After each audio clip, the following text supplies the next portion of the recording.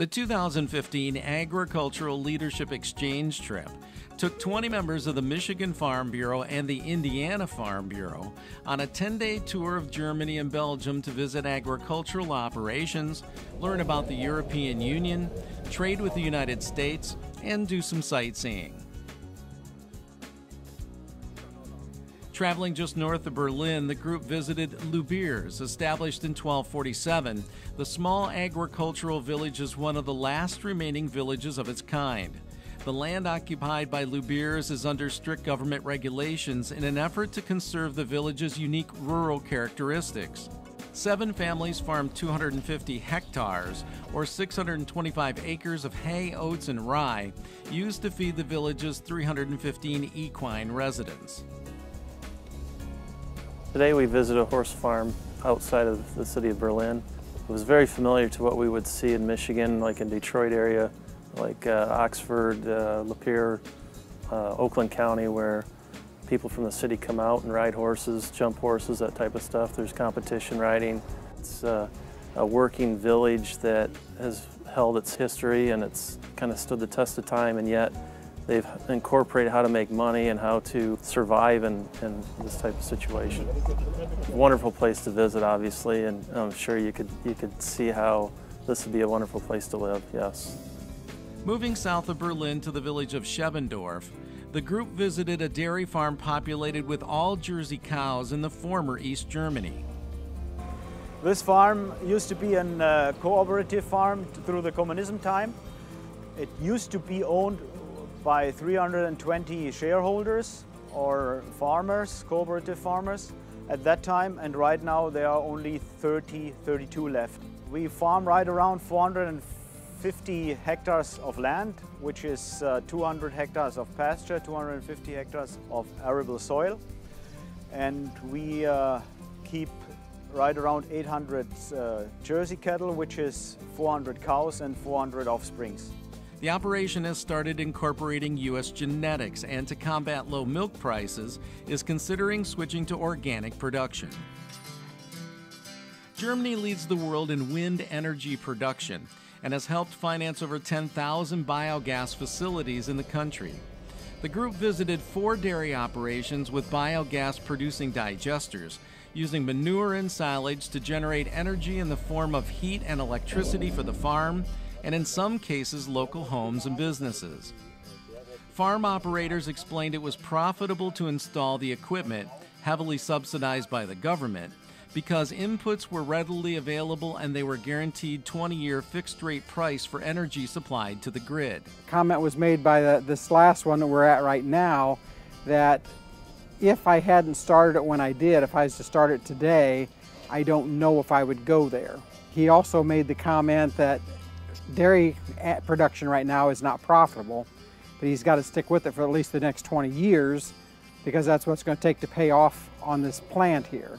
The second concern, and we heard it from a gentleman this morning, is the holler that we're using product for food that's going for fuel.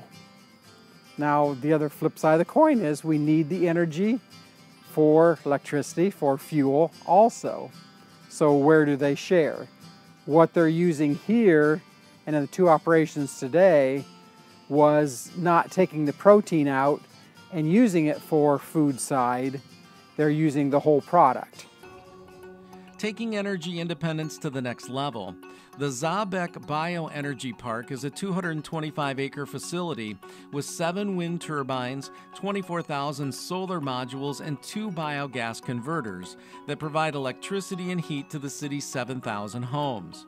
We have 2 biogas plants. We have one biologic waste fermentation plant and one agricultural biogas plant. The waste fermentation plant uses biologic waste from the 24 towns and communities around Saarbeck. And then we have the agricultural biogas plant that uses corn and slurry as input materials. Both of these plants have a capacity of 1 megawatt, and in the whole bioenergy park we have 29 megawatts of electric capacity installed. And this is enough to produce over 250% of the electricity that we need in Saarbrück. This coal mine and the related power plants that go with it produce about 25% of the power here in Germany. Interesting process. They go through and take all the topsoil off and convey it to the other side to stockpile and go down approximately 400 meters to get to the coal, and then do another 50 meters of extracting the coal, and then they lay the soil back in piece by piece, as we can see here at this site, and when they're finished, that soil is as productive as it was before they started. In the process, they do have to move villages, so they'll move entire villages out of the mine site and reconstruct those in other areas so the residents have a place to live. 30 years ago, the 1,000-hectare farm operation of the Hubert family was a coal mining operation. The soil was replaced and the family now raises sugar beets, potatoes, corn, green beans, wheat, barley, and Christmas trees. Productivity of the soil was built up by manure from their market hog operation, now a storage facility.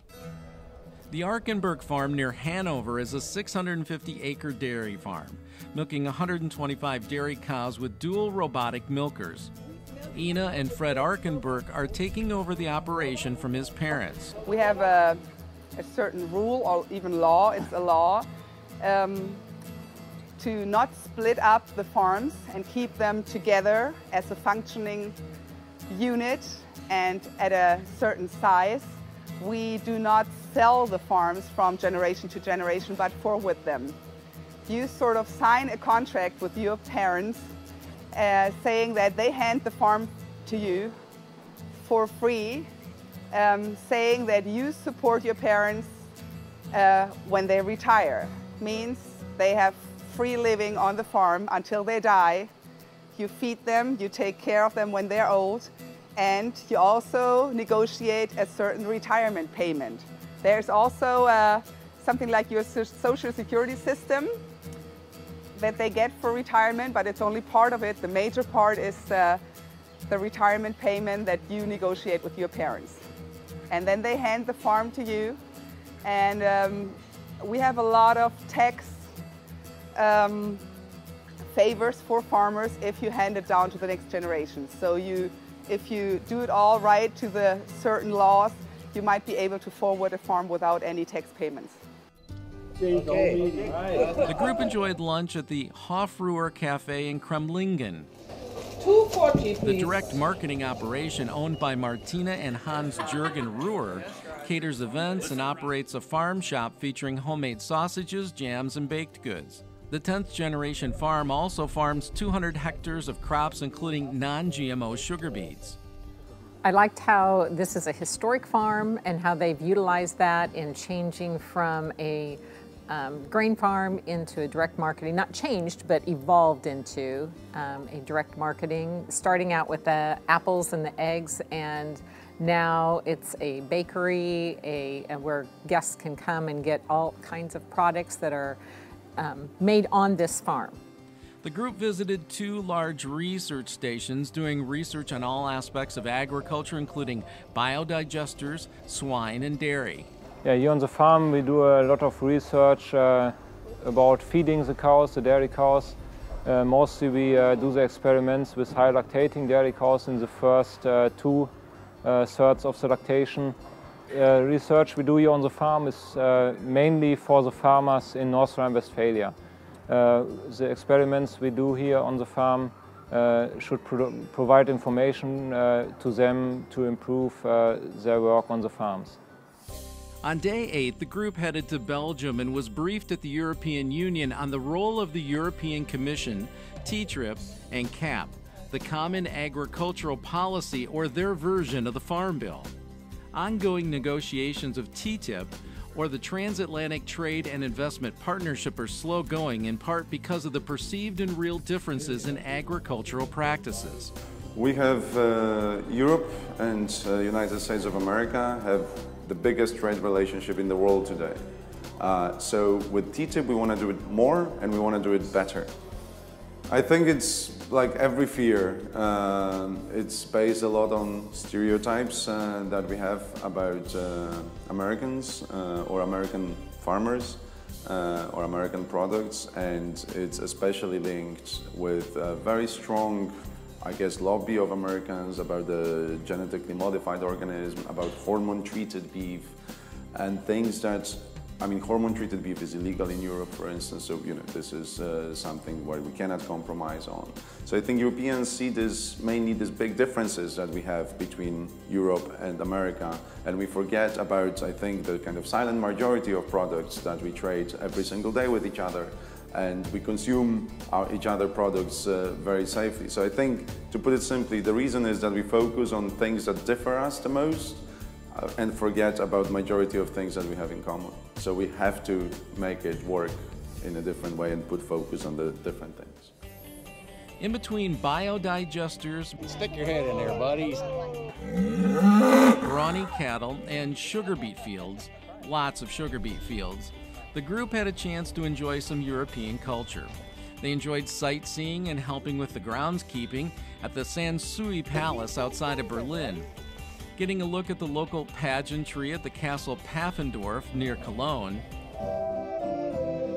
making some music and inspecting the bees at an open-air museum near Munster, and touring the historic and beautiful cities of Brussels, Ghent, and Bruges. The Turdolens Castle and Brewery in Helchtern, Belgium, provided a taste of beer made with hops from Washington State. Between the dark one and the triple is the strongest in alcohol, and the dark is in taste.